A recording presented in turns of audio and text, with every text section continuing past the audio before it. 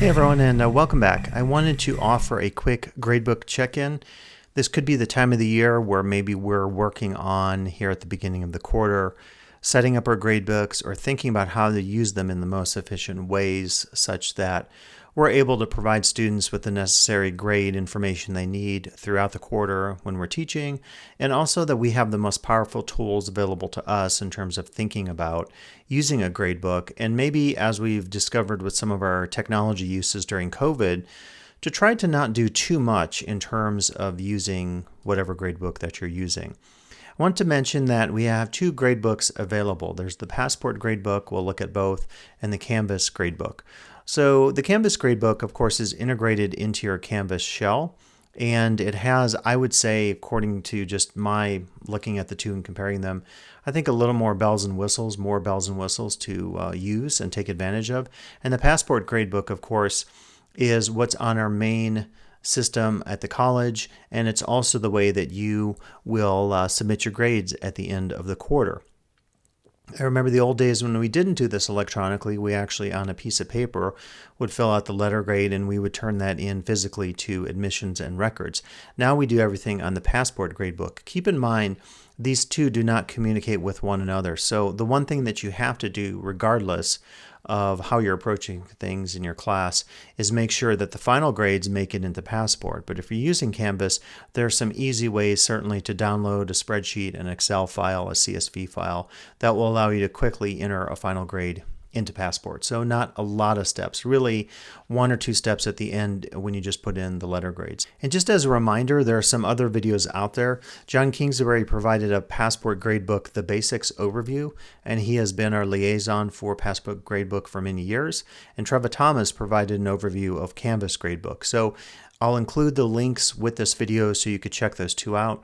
And for the DE blocks, I also gave a very short overview of the Canvas gradebook. So certainly this is not intended as a full training. It's just to show you some resources, and we'll go through very quickly setting some things up. In particular, I'm thinking about ISP faculty this quarter, as I am also teaching an ISP and wanted to offer you a quick way of thinking about setting up your gradebook in Canvas to make your grading a little bit easier with ISP. I would actually say that in terms of gradebook, whether you use Passport or whether you use Canvas, this is one case where maybe it's a little less about student functionality.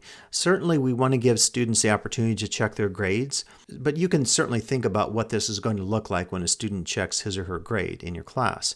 I would say it's really more about your own work efficiency, use, and application. The ability to quickly enter your grades in an efficient manner and set up categories if you're using grading categories in such a way that it makes your life easy, because we don't necessarily love probably a lot of the working with Gradebook. We want to give our students opportunities to check their grades, but you have to really think about the level of detail and what you want to provide them versus your own use of the Gradebook for your own purposes in terms of work efficiency and various applications. So what I would say now is maybe it's a good idea to set up the gradebook now to save yourself some trouble later. We'll look at both Canvas and, of course, Passport, and I think most of us are using both gradebooks.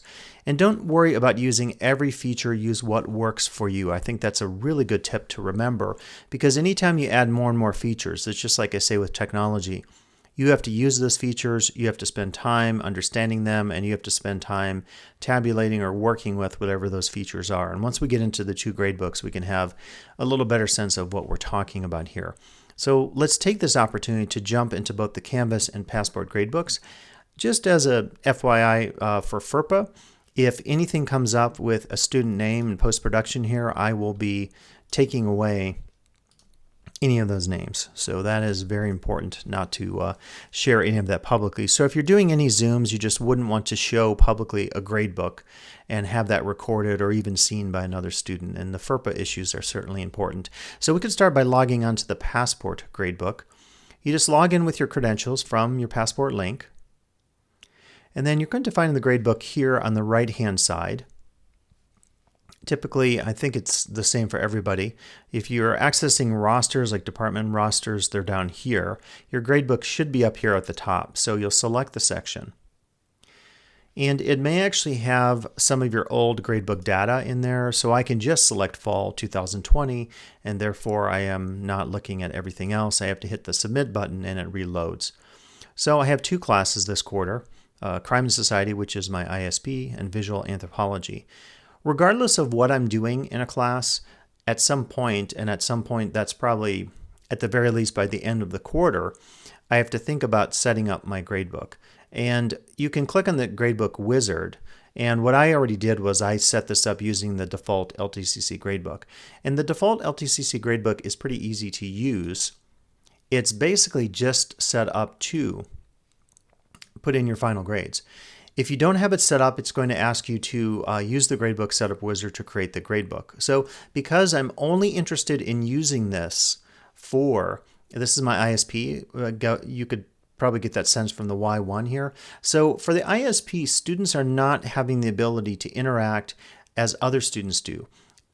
They're not able, for example, to access the Canvas shells. The Canvas shells are provided for every single class. We made that decision as an institution when we moved into this new COVID realm of teaching. And it's actually handy having the ISP rosters, of course, loaded in here. This is where you put your final grades, and also loaded into your Canvas shell.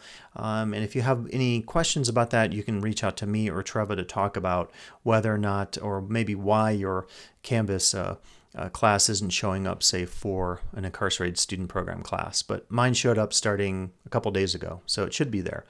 So just to keep in mind, when you go to your Canvas gradebook, this is for submitting final grades. If you try to click on this ahead of time, actually it's saying it's not set up. So let's set up the gradebook. So all I care about doing here is entering final grades. So in order to do that, all I need to do is use the default template that was set up. I can also choose a previous gradebook if it's the same class. I will then hit submit. And in the case of not wanting or not caring about students looking at the Passport gradebook, I am going to only then use this for the sake of my final grading. What will happen at the end of the term is I'll click on final grading, and this is where you're going to start to see some blurring out of names for FERPA reasons. And all I have to do, and my tip on this is to do a caps lock. And if the student got an A and so forth, you can tab over and you can kind of memorize this or remember it. So if you tab 3, you'll get to the next student. Just keep tabbing 3 and you'll get to the next student. Or you could take your mouse and move your mouse down and simply type in the grade as you get to each student. Okay, so you'll do that for every single student. You'll hit submit. I'm not going to do this because obviously we're just in the start of the quarter here. And at that point, there will be a warning saying that are you sure that these are the final grades that you want to enter? So obviously you don't want to mess with that until you're ready at the end of the quarter to do final grades. So I'm done here. So this is my SOC 106 Y1 Crime and Society. This is the last time I'm going to actually probably interact with my Passport gradebook until I do my final grades. And the reason for that is, in this particular case, our students in the ISP program don't have access to the same level of grading. What I do in ISP, because they're not accessing the internet, is I give them their weekly grades with each module. And depending on how you teach your ISP class, this will differ with, from instructor to instructor. But because the students are not interacting here, or in the next place, which is the Canvas gradebook, I'm not as concerned about the front facing, how the student sees it. In other cases, I might be more concerned. But my overall recommendation to you, and this is purely a judgment call, you can listen to John and Trevor's videos for more in-depth about both Canvas gradebook and the Passport gradebook. My feeling is that the Canvas gradebook is a little more user-friendly. You can certainly go in here and set up categories. You can do various assignment sections. I can create a new type of assignment. I just don't find that the look of it graphically is as advanced as the Canvas one. So I'm essentially done with this until I go back at the end of the quarter and I enter my final grades. So let's then look at Canvas and look at their gradebook, which I would argue is a little more robust. Now, my reason for using the gradebook here in Canvas with my ISP class is for my own, to go back to some of my points in the PowerPoint. It's really less in this case about the student, and it's more about my efficiency and accuracy. I have to say that because ISP involves a little bit of moving back and forth between printed modules and packets and taking the grading from those modules, putting them on a Word file, which is how I approach grading those modules and sending the comments back to my students. I'm not going to lie here. In a couple cases, I've had some issues of just not entering a grade correctly, and I've checked it going back to my module grades and going back to my electronic version. So my real concern in a gradebook here in an ISP class is to make sure that I have the most accurate grades and it's the most efficient for me. So in this particular use of my Canvas shell, it's quite unique. If I go to one of my typical classes, one of my DE or EVE classes, and again, every class at LTCC has a Canvas shell. If you ever have trouble finding these using the dashboard, reach out to Treva Thomas. She is our Canvas DE expert on campus. I'm happy to help with the pedagogical sides of it as well. Now, if I go to my Visual Anthro class, which is my DE class I'm offering now, it's fully fledged. It has videos, it has pages and readings and handouts, it has all this module structure, the students interact on discussions and so forth. So it's a full-fledged DE class. It's actually listed as DE, not EVE. Now, when I go to my ISP class, you're going to see something entirely different, although it's populated with my current students. And I'm clicking on the pages and blurring this out immediately so you can't see it. But this is full of all the students in my class. And obviously you're not going to have avatar pictures. The students are not going to be interacting with you on this Canvas shell, so it doesn't make sense to do announcements. It doesn't make sense to do assignments or anything of that nature. My argument today is you're going to use it for one main purpose. And if someone thinks of a second or third purpose, let me know. How I'm going to be using this for my ISP is primarily by clicking on the Grades tab. And then I'm going to have an active gradebook with all of my scores for my students. And what I'm going to be doing over time here, and again, I've blurred out the names, is I will want to open my ISP class and get my module ready here. And if you're teaching, there's a good chance that another instructor or department chair set up your ISP course. If you ever have questions, you can reach out to anyone in the ISP office for information, Shane, Tori, and others, and certainly department chairs who likely, like in my case, wrote the class.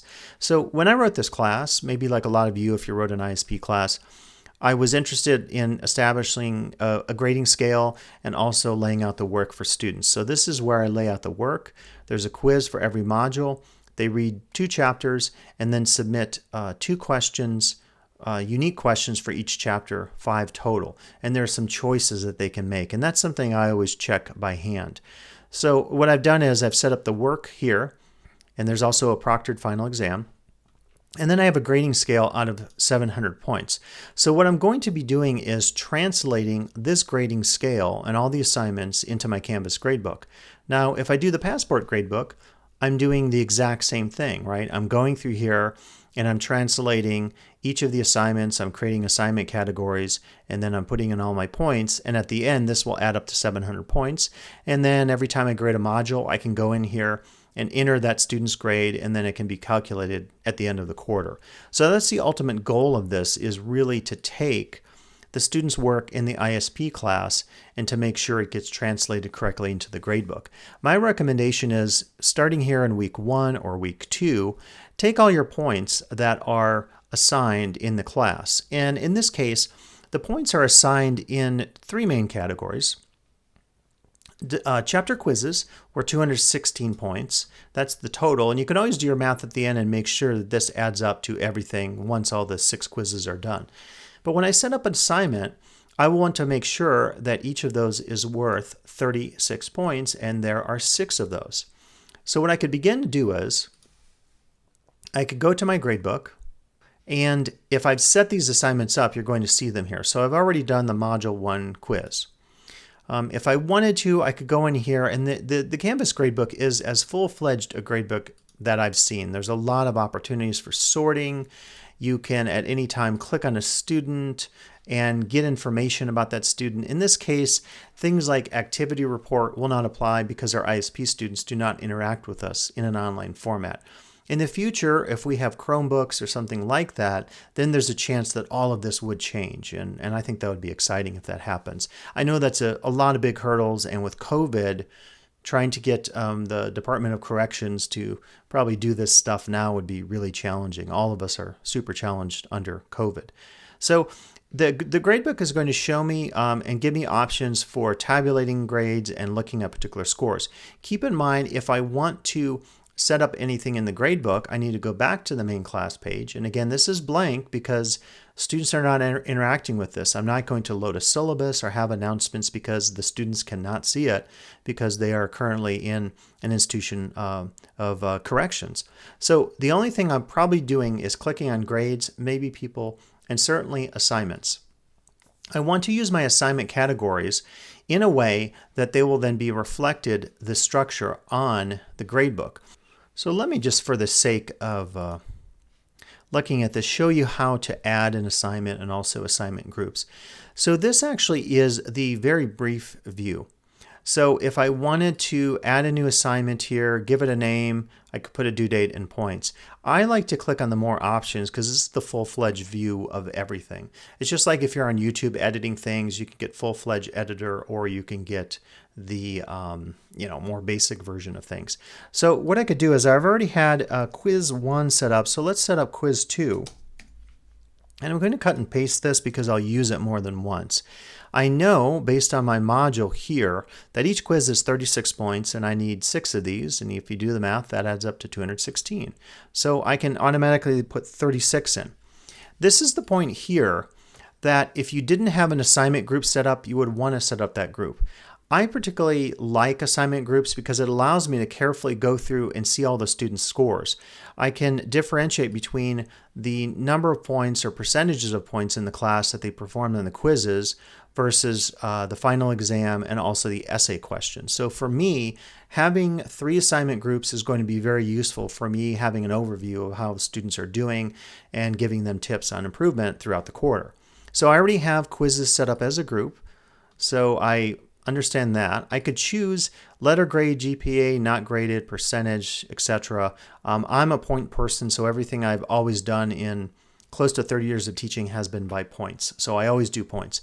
Now, this is where you could find this no submission very helpful. I was talking to someone the other day. They wanted to assign students speeches, but they said it's not going to involve any submission. It's not a tool, it's not a paper or online. So what do? And I said, well, you click no submission. What it means is it gets tracked as an assignment, it gets put into the appropriate category, which in this case would be my quizzes, and it gets scored in the gradebook. So you definitely want it in your gradebook, but because you're just plopping in a point value, you don't have to worry about any submission. Again, for an ISP class, there won't be a submission. All this is the opposite or is different if you're teaching a DE class and you want students obviously to submit discussions, assignments, quizzes that Canvas will grade, and so forth. So for anything like that, you likely wouldn't use no submission. But because of ISP and the students not interacting with our Canvas class, I'm going to hit no submission here. I'll hit save and publish. And when we go back to the gradebook, you'll notice that that is now populated into the gradebook view. Quiz 2 out of 36. And actually, I'm very picky here. If I wanted to, I could go back in. I should have probably called that Module 1 quiz, but doesn't really make a difference. But what I want to be able to do is to show that all of my quizzes are one category and then all of my module questions are another. Once the scores are entered, and it's very easy to enter in this menu here, so what I could do is I could get all my ISP packets, I could grade them, I could have the scores on a Word document, just have to be careful again, one for one, that the student who got a particular score gets entered correctly. I could alphabetize all the packets that I have in order, keep in mind with certain names like MCs and others, or students who maybe use a different name that's not reflected on the actual official roster. And again, I can't show you those rosters here because of FERPA, that there could be some variation. So you also can use this initial stage of looking at the gradebook as a way of really assessing the names of students and making sure you have a one-to-one correlation between students. Years ago, I had a student with the exact same, two students with the exact same first and last names, I kid you not, two male students in a class, and I had to use middle initials. And fortunately, one went by a shortened version of a name than the other, but it was pretty confusing for me to remember that. So I actually use middle initials. So if there's any discrepancy between your gradebook rosters and your ISP packets, figure that out early on. Reach out to the ISP office and they can help you with any of the name issues. Once you verify each student's name, you can then set up your packets in such a way, or your Word documents, however you're doing your individual scores for the week, and then put those all in. Once you put those all in, the gradebook, just like in Passport, will populate by category. So all the quizzes, you can see scores, all the other type of scores, you can see scores, and so forth. What I'm going to do then is I'll go back to my assignment view. Again, this is where I create all my assignments and points in the Canvas gradebook. At this point, I'm going to create module questions. So in this case, it's a total of 420 points. It is 14 points per question. And so for this one, because I am not a math whiz, many of you are out there, I get my calculator.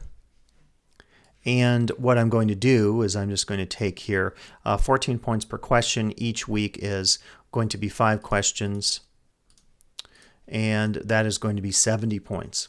So for my system, I want to have assignments tracked by modules and quizzes. So what I'll do is I'll create a new group of assignments, and I will call this module essays, and hit save. And so what's nice about this is as I add the assignments, each assignment will appear under the group that it belongs to. Again, I choose that. So if I add my new assignment here, I'll add assignment, and I have to tell you, I really like going to the more options. I like the full-fledged myself. So I will call this Module 1 Essays. No description, because again, students are not looking at this. We determine it's worth 70 points. I want it to appear not in quizzes, but in module essays. I have a choice here. I'm a points guy, so I always display by points. You could do percentage or whatever you want to do. And again, it's defaulted. Keep this as no submission, because obviously students are not submitting here, they're submitting on paper. And then all I have to do is hit save and publish, and that is set up. And then let's go back to my grade tab, and then you'll see Module 1 Essays. Again, the differentiation will start here once I start adding in grades for each of these. So all I have to do is enter the grades here and then continue to do that. And once I do that, you will start to see things getting populated here in the assignment categories. So right now, obviously nothing is happening, so it's not going to create anything there.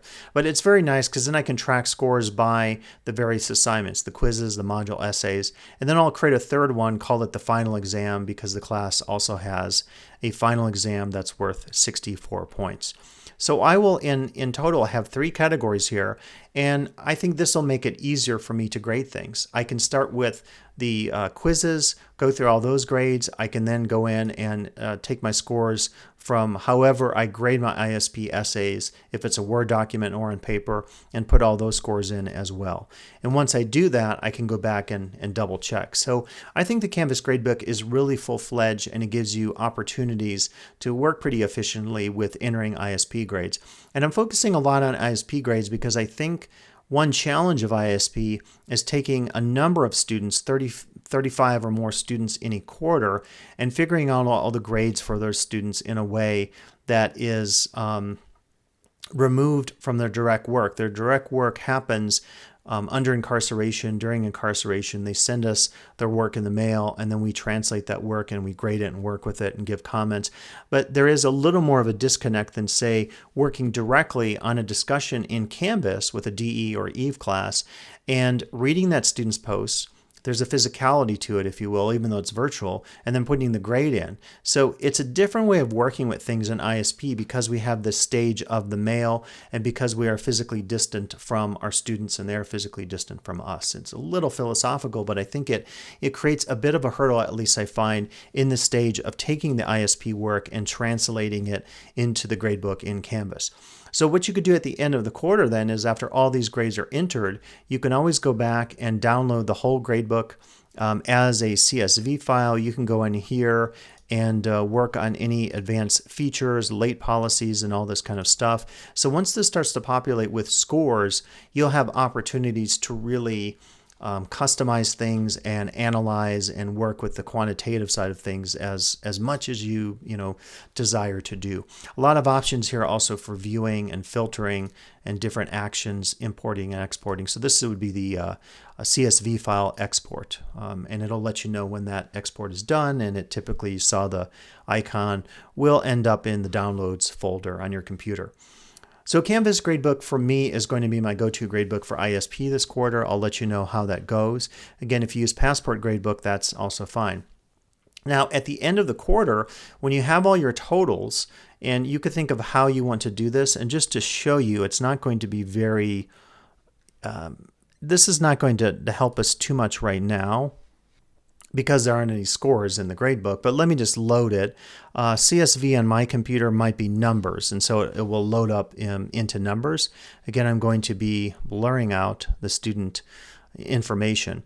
So I'll have the student info like in any class. This is for ISP. It's going to give you a huge range of points, percentages. You can customize some of this. Any of you that are whizzes with Excel, you can go in and very quickly delete columns if you want to avoid certain forms of analysis, just to make it maybe very easy. And then at the very end, depending on how you have things set up, what I like to do is I set up my own category here that I might call final grade.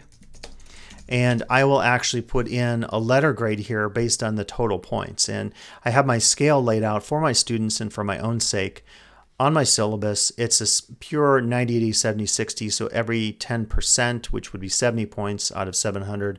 And that's the reason I do 700, is because it's easy for me to calculate each grade percentage because of my math skills. And so it's a simple 70 points per, right? So 630 to 700, 629 to 560, and so forth. If I need to adjust student grades, if I have someone that's a 529 and I think, did they do enough work towards the end of the course that moved them to a 630 and A, I will certainly consider that. And I have a system on my gradebook where I might have the final points of a student that get populated here. So if someone had a 629, I might then bold that grade and then see if maybe I want to look back at their work and consider bumping them from a B to an A. So I would probably have my total points here, and that will appear, of course, once the gradebook populates itself, nothing is entered. And then I would typically have a final grade category here where I would just put A, B, C, D, whatever the grade was. I can then save this. I can have it up as another window. And then my operation will be, I need to go back to Passport Gradebook. As we did before, click on Final Grading.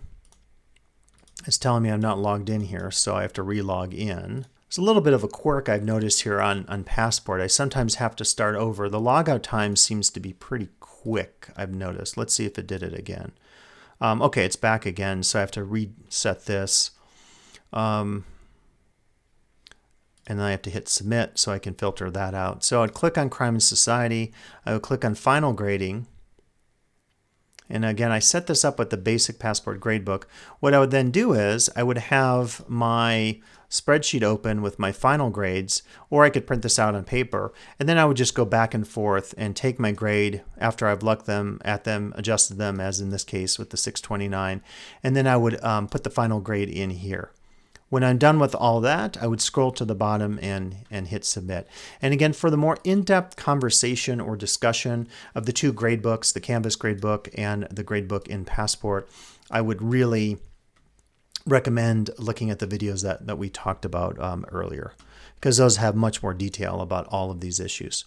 And just to kind of wrap things up here, what I would say is you do have a third option as well. You could bypass all of these gradebooks. You do not have to use the Passport Gradebook or the template. You don't have to use the gradebook in Canvas that I showed you here.